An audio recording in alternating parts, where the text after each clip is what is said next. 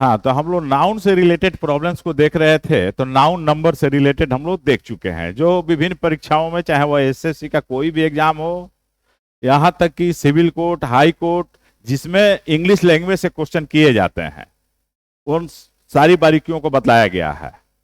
अब हम लोग देखते हैं थोड़ा केस से, नाउन केस। तो केस चार्ट से सबसे पहले हम लोग देखेंगे इसको, केस चार्ट को समझें। तो इंग्लिश में जो केस होता है वह कितना होता है, बोलो? नॉमिनेटिव केस, जिसको कर्ता कारक कहते हो। इसका एक और नाम है सब्जेक्टिव केस।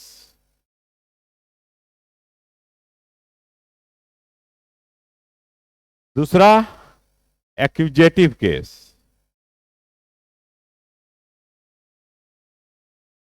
इसका दूसरा नाम क्या है? Objective case. तीसरा हो गया पजेसिव केस। इसको जेनेटिव केस के भी नाम से जाना जाता है। तो दोनों नाम रखो, किसी बुक में कुछ मिलता है, कहीं पर कुछ मिलता है, दोनों जानकारी रहना चाहिए। और एक होता है केस ऑफ एड्रेस, जिसको हम लोग वोकेटिव केस के नाम से जानते हैं। वोकेटिव केस, इसको हम लोग कह सकते हैं केस ऑफ एड्रेस।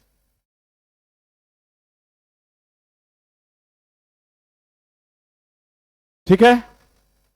तो नॉमिनेटिव केस या सब्जेक्टिव केस क्या है? किसी भी नाउन और प्रोनाउन को जब सब्जेक्ट के रूप में रखा जाता है, तो वह क्या कहलाता है कि वह किस केस में है? नॉमिनेटिव केस में है। दूसरा ऑब्जेक्टिव केस, यह किसी प्रीपोजिशन के बाद, किसी वर्ब के बाद जब कोई भी नाउन या प्रोनाउन हम रखते हैं, तो वह ऑब्जेक्टिव केस में रखते हैं, क्योंकि वह ऑब्जेक्ट बनता है प्रीपोजिशन या वर्ब का। तीसरा है पजेसिव केस, जो पजेशन बतलाता है, ऑनरशिप बतलाता है, किस पर? आगे आने वाले नाउन पर। तो इसमें इसका दो फॉर्म होता है, ध्यान रखना। एक एडजेक्टिव का फॉर्म होता है, तो एक प्रोनाउन का फॉर्म होता है। तो एक कहलाता है पजेसिव केस एडजेक्टिव, दूसरा कहलाएगा पजेसिव केस प्रोनाउन। और ये है vocative case, case of address, जब किसी को संबोधित करके बोलना होता है, तो वहां पर हम लोग वोकेटिव केस का प्रयोग करते हैं। ठीक है, आगे एग्जाम्पल से इसको समझेंगे, पहले चार्ट देख लो। तो फर्स्ट पर्सन का प्रोनाउन जो है आई, तो आई का ऑब्जेक्टिव केस क्या होता है? आई, मी। पजेसिव केस में दो, माई हो जाएगा पजेसिव एडजेक्टिव और माइन हो जाएगा पजेसिव प्रोनाउन। और ये जो वोकेटिव केस होता है वही नॉमिनेटिव केस का फॉर्म होता है, यानी यहां भी आई ही रह जाएगा। उसी तरह से अब समझ लो, वी, अस, आवर, आवर्स, और यहां पर वी ही रह जाएगा। उसी तरह से यू का होगा यू, यू, योर, योर्स, और यहां पर यू ही रह जाएगा। फर्स्ट पर्सन हो गया, सेकंड पर्सन हो गया, अब हो गया थर्ड पर्सन। तो देखो, फर्स्ट सेकंड पर्सन यू जो है कि सिंगुलर और प्लूरल दोनों होता है। यू का मतलब तुम या आप, या तुम लोग या आप लोग भी होता है। तो सभी में सिंगुलर हो या प्लूरल इसी फॉर्म में रहेगा। रिफ्लेक्सिव में ये चेंज हो जाता है, कि याद रखना, जब यह सिंगुलर यूज होता है तो रिफ्लेक्सिव में इसका हो जाता है योर सेल्फ, और जब प्लूरल प्रयोग होता है तो इसका हो जाता है योर सेल्फ। यानी ये रिफ्लेक्सिव फॉर्म है, रिफ्लेक्सिव प्रोनाउन का फॉर्म है, इसको रिफ्लेक्सिव प्रोनाउन भी कहते हैं। यहां इसलिए बतला दिए कि ये बाकी सब में सिंगुलर प्लूरल फॉर्म में सेम रहेगा, लेकिन जहां सेल्फ प्रोनाउन आएगा वहां सिंगुलर में योर सेल्फ और प्लूरल में योर सेल्फ होगा। उसको आगे हम लोग प्रोनाउन में डिस्कस करेंगे। उसी तरह से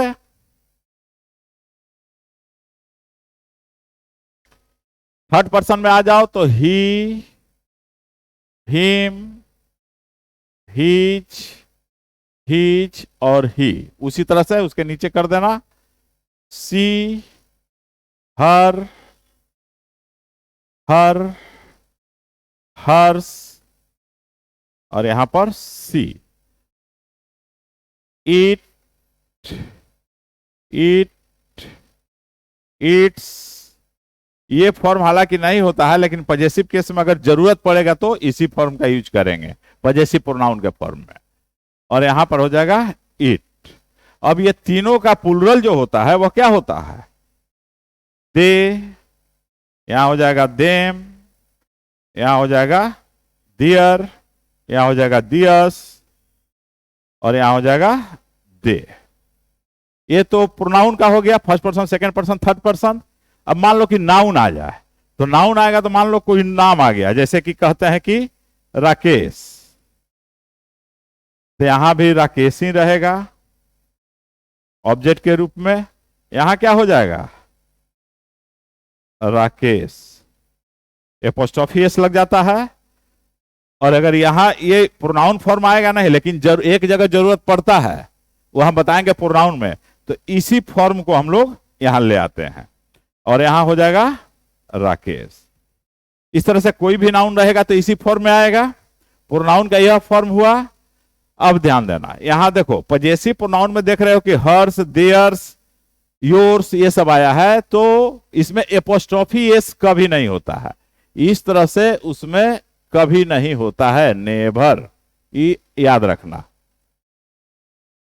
जब ये पॉजेसिव प्रोनाउन के फॉर्म में रहेगा तो उसमें एपोस्ट्रोफी एस का प्रयोग कभी नहीं होगा। ठीक है, ये केस चार्ट तो समझ में आ गया। अब देखो कि कहां पर किसका प्रयोग हम लोग करते हैं। तो ध्यान देना कि जब कहीं भी सेंटेंस में वर्ब हो, ये जनरली लेट वर्ब का प्रयोग इसमें आता है, एग्जाम में बराबर पूछता है। तो वर्ब हो या लेट वर्ब हो या कोई प्रीपोजिशन हो, तो इसके बाद जो नाउन या प्रोनाउन आएगा वह किस केस में आएगा? तो ऑब्जेक्टिव केस में आएगा। किस केस में रहेगा? ऑब्जेक्टिव केस में। किसी वर्ब का ऑब्जेक्ट बनता है, प्रीपोजिशन का ऑब्जेक्ट बनता है। जैसे he does not depend on I and she, मान लो यही एग्जाम्पल दिए। He does not depend on I and she, वह मुझ पर और उस पर डिपेंड नहीं करता है।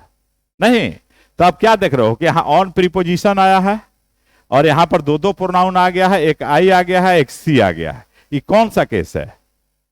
नॉमिनेटिव केस है। होना क्या चाहिए? Objective case. तो यहां पर क्या होना चाहिए? मी, और यहां पर हर। ऑब्जेक्टिव केस ध्यान देना, वो केस चार्ट को याद रखना होगा, ठीक है ना? नहीं तो इस तरह का एग्जाम में क्वेश्चन पूछता है। यहां पर एक ऑर्डर भी रहता है, प्रोनाउन का ऑर्डर। मान लो कि दो प्रोनाउन है तो वहां 2, 3, 1, second person, third person, first person. अगर ये दो रहा तो पहले थर्ड पर्सन, तब फर्स्ट पर्सन। तो देखो यहां पर क्या दिया हुआ है, आई एंड सी, तो हम तो मी एंड हर कर दिए, तो अभी भी यह सेंटेंस गलत ही माना जाएगा। क्या माना जाएगा? गलत। क्यों? कि यहां पर ये 2, 3, 1 को फॉलो नहीं कर रहा है। यहां थर्ड पर्सन है और यहां फर्स्ट पर्सन है। तो थर्ड पर्सन फर्स्ट पर्सन रहेगा तो पहले थर्ड पर्सन आएगा और तब फर्स्ट पर्सन। तो अगर ये ऑप्शन रहेगा तुम्हारा हर एंड आई, इस तरह से भी रहता है, तो ये भी गलत होगा। क्या होगा? हर एंड मी, ये जाके सही हुआ। ये भी तुम्हारा गलत होगा। ये तो ऑब्जेक्टिव केस कर दिया तो ठीक है प्रीपोजिशन के बाद, लेकिन ऑर्डर पर भी ध्यान देना होगा कि मेरा ऑर्डर सही है कि नहीं।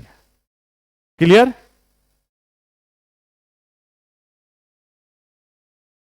अब देखो एक देन आता है, इसे भी बराबर क्वेश्चन आता है। जहां से क्वेश्चन आता है हम उसी चीज को डिस्कस कर रहे हैं, इसलिए इस पर ध्यान देना। तो देन के बाद जनरली ऑब्जेक्टिव केस ही आता है। प्रोनाउन या प्रोनाउन किस केस में रहता है? ऑब्जेक्टिव केस में। जैसे सॉरी, नॉमिनेटिव केस में, गलती लिखा गया, नॉमिनेटिव केस में। लेकिन कभी कभी ऑब्जेक्टिव केस भी सही होता है। कैसे होता है ये हम बताते हैं, इसको तुम ध्यान रखना कि then plus nominative case general यही होता है।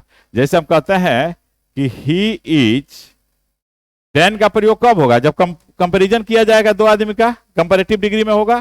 तो he is better than me, देखने में तो लग रहा है कि सही है, he is better than me, लेकिन ग्रामेटिकली यह गलत है। क्या होना चाहिए? क्योंकि देन के बाद नॉमिनेटिव केस आना चाहिए। तो ही इज बेटर देन क्या हो जाएगा? आई। यहां पर एम छिपा हुआ रहता है, ध्यान रखना, यहां एम छिपा हुआ रहता है वर्ब। यहां जो वर्ब रहता है अकॉर्डिंगली वहां पर वर्ब छुपा हुआ रहता है। यहां वर्ब टू बी इज है ना, तो वहां पर एम छुपा हुआ है। लेकिन ये ध्यान रखना कि ऑब्जेक्टिव केस भी सही होता है और नॉमिनेटिव केस भी सही होता है। जब दो नॉमिनेटिव के बीच तुलना हो, जब दो सब्जेक्ट के बीच तुलना हो, तो वैसी स्थिति में नॉमिनेटिव केस रखा जाता है। और जब दो ऑब्जेक्ट का तुलना हो तो ऑब्जेक्टिव केस में, तो उसमें यहां दो आदमी के बीच तुलना हो रहा है, वहां तीन आदमी आ जाएगा। जैसे देखो, she loves you more than me, इस पर ध्यान दो। He loves you more than me, एक सेंटेंस है she loves you more than I. अब कहा जाए कि बोलो कौन सही है? तो अभी जो तुमको बताया कि नॉमिनेटिव केस आएगा तो सही है, लेकिन हम ये बता रहे हैं कि जहां दो व्यक्ति के बीच तुलना हो, तो वहां पर जहां दो व्यक्ति की चर्चा हो तब नॉमिनेटिव केस। जब तीन आ गया तो दोनों सही होगा, यानी यह भी सही है और यह भी सही है, लेकिन मीनिंग में अंतर आ जाएगा। ध्यान रखना, यहां क्या है? देखो, he loves, love main verb के बाद आ रहा, तो ये कौन सा केस है? ऑब्जेक्टिव केस है, ये भी ऑब्जेक्टिव केस है। तो इस सेंटेंस को अगर हम तोड़ेंगे, समझना इसको ठीक से, इस पर क्वेश्चन रहता है एग्जाम में।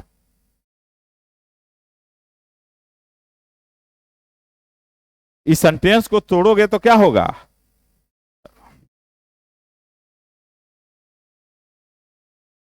सी लव्स यू, और यहां भी ऑब्जेक्ट है, तो ये हो जाएगा सी ऑल्सो लव्स नहीं मी। ठीक है, इसका यही मीनिंग हुआ कि वह तुमसे प्यार करती है और वह मुझसे भी प्यार करती है, लेकिन जितना तुमको प्यार करती है मोर देन मी, जितना मुझे प्यार करती है उससे अधिक तुमको प्यार करती है। इसका मीनिंग ये आ जाएगा। इस सेंटेंस का मीनिंग क्या आ जाएगा कि जितना मुझे प्यार करती है उससे ज्यादा तुमसे प्यार करती है। इसका सेंस ये आ जाएगा। क्लियर? अब यहां देखो, यहां तो क्या है, एक यहां है सब्जेक्ट और एक सब्जेक्ट यहां है, ऑब्जेक्ट तो एक ही है। अब इस पर ध्यान देना।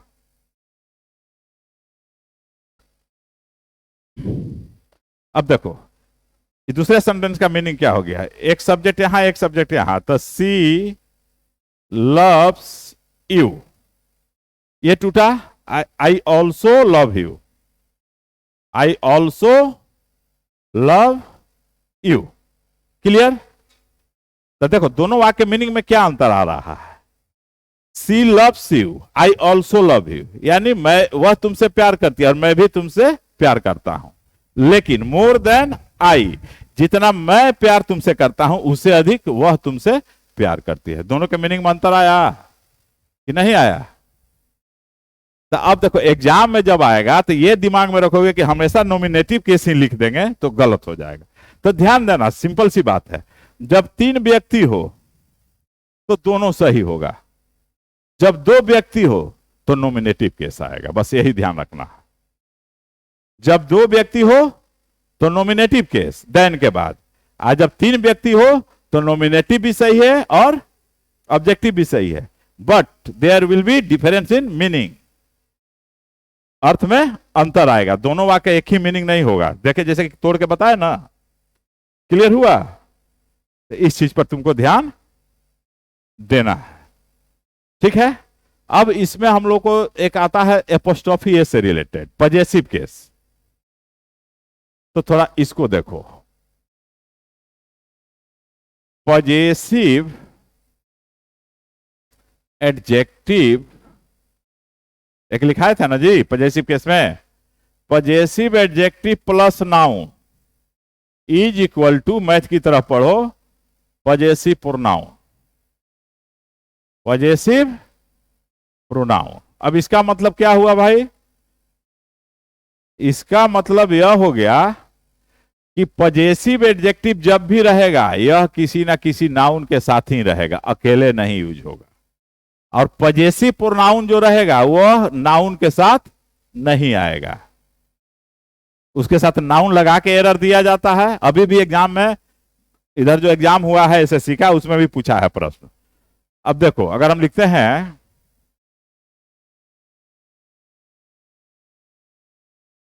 These books are yours, your, not mine. These books are your not mine, ये किताबें तुम्हारी है, मेरी नहीं। सिंपल मीनिंग है। तो देखो यहां योर आया है, ये जो कि पजेसिव एडजेक्टिव है, अब माइन क्या है? पजेसिव प्रोनाउन है। तो यहां नाउन आया है कोई? नहीं आया है, यहां नाउन नहीं आया है। तो ये तो सही है, लेकिन ये गलत है, क्योंकि ये जब पजेसिव एडजेक्टिव के फॉर्म में रहेगा तो हमेशा नाउन रहेगा। तो यहां पर भी क्या लिखना पड़ेगा? योर्स। अगर योर्स इस तरह से लिख दोगे तो यह भी गलत है, या योर्स इस तरह से भी लिख दोगे तो भी गलत है। एपोस्ट्रोफी इसके साथ यूज नहीं होगा। पजेसिव प्रोनाउन में जितना भी एस वाला है, किसी में एपोस्ट्रोफी का प्रयोग नहीं होता है। ठीक है। अब देखो, this is my shirt and that is her. अब देखो तो, अब मान लो कि इसी को हम तुमसे इंप्रूव करावें, तो माई है तो पजेसिव एडजेक्टिव है, तो शर्ट नाउन आया है, यानी कि यह सही है। लेकिन दैट इज हर, ये ऑब्जेक्टिव होता है और पजेसिव होता है, दोनों होता है। तब ऑब्जेक्टिव तो है नहीं, क्योंकि वर्ब का यह क्या है? पजेशन बता रहा है, नाउन माई शर्ट है यहां। तो यहां पर हर नहीं होकर के क्या होना चाहिए? हर्स, पजेसिव प्रोनाउन होना चाहिए, एडजेक्टिव नहीं, पजेसिव प्रोनाउन। यानी यहां पर हो जाएगा हर्स, तब जाके सही होगा। क्लियर है? इसको देखो, पजेसिव एडजेक्टिव प्लस नाउन, तो ये क्या है? पजेसिव एडजेक्टिव है, तो यहां पर नाउन आ गया, यानी कि यह सही है। लेकिन यहां जो हर लिखा हुआ है यह भी पजेसिव एडजेक्टिव ही है, तो बिना नाउन का जब आया तो यह गलत हो जाएगा। तो क्या कर देंगे? पजेसिव प्रोनाउन का यूज कर देंगे। यहां हर्स का मतलब ही हो जाएगा हर शर्ट्स, क्योंकि शर्ट्स की इधर चर्चा है। दैट है तो शर्ट्स नहीं होगा, शर्ट ही होगा। ठीक है। नाउन नहीं आएगा तो एपोस्ट्रोफी का यूज ही नहीं करना है। जब पजेसिव प्रोनाउन के रूप में रहेगा तो एपोस्ट्रोफी तो किसी हालत में नहीं आएगा, कहीं भी सेंटेंस में रहे।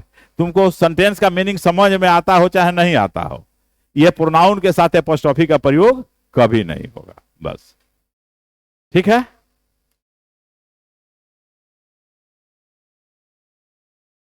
क्लियर? अब देखो, हम लिखते हैं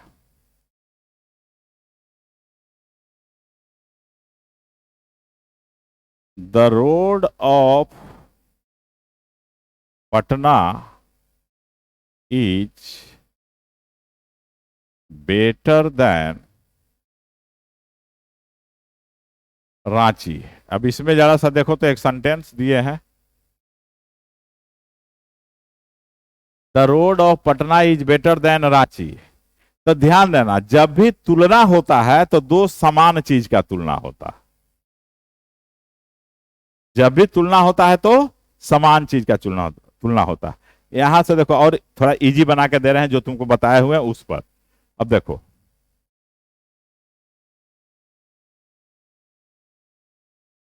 this book is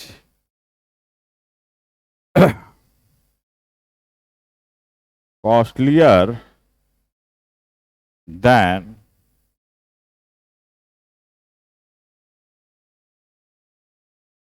that's one. This book is costlier than that's one. हाँ, this book is costlier than that's one. अब देखो, हर सारी इज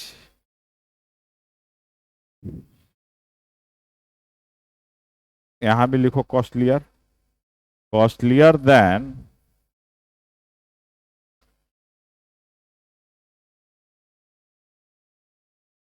देन योर। अब यहां दे 3 सेंटेंस दिए हैं, सब सिमिलरिटीज है, ध्यान देना। अब देखो, जब देन लगा हुआ है ना कि तुलना हो रहा है, तो तुलना होता है जब भी तो दो समान चीज के बीच तुलना होता है। तो यहां the road of Patna is better than Ranchi, यानी पटना की सड़क रांची से अच्छा है। तो यहां रांची शहर हो गया और यहां पटना का सड़क हो गया। तो शहर का तुलना सड़क से होगा कि सड़क का तुलना सड़क से होगा।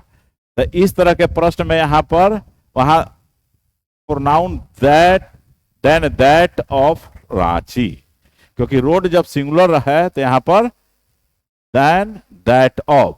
जब रोड जब यहां पर नाउन प्लूरल रहता है तो दैट का प्लूरल क्या होता है?